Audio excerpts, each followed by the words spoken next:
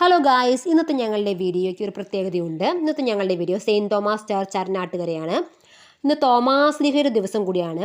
Thomas ലീഗ ആദ്യമായി കേരളത്തിൽ വന്ന ദിവസമാണെന്ന് ജൂലൈ 3.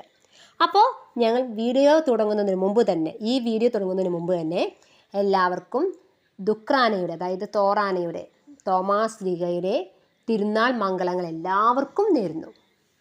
ഓക്കെ, അപ്പോൾ നമുക്ക് വീഡിയോ വിശേഷങ്ങളിലേക്ക് കടക്കാം. ഈ അരനാട്ടുകര പള്ളിക്ക് ഒരു ചരിത്രമുണ്ട്.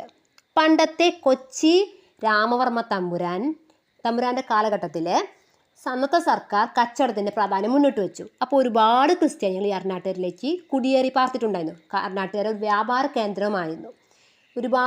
ഇന്നും ഒരുപാട് ക്രിസ്ത്യാനികളുടെ ശക്തി കേന്ദ്രമായ ഇടവകയാണ് ഈ അരനാട്ടുകര ഇടവക.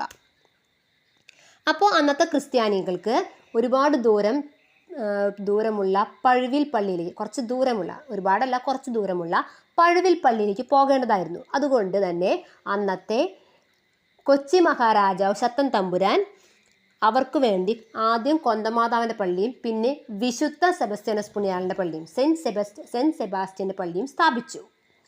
പിന്നീട് ഈ രണ്ട് ഇടവകകൾ, അതായത് വിശുദ്ധ സെബസ്ത്യാനോസ് പുണ്യാളൻ്റെയും കൊന്തമാതാവിൻ്റെ ഇടവകകൾ തമ്മിൽ ഒന്നായിട്ടാണ് വിശുദ്ധ തോമാസ് ലീഗയുടെ പള്ളി ഉണ്ടായത് 1796. ഓക്കെ, അപ്പോൾ ഈ വീഡിയോ ഇഷ്ടപ്പെട്ട ലൈക്ക് ചെയ്യുക, സബ്സ്ക്രൈബ് ചെയ്യുക. ബൈ.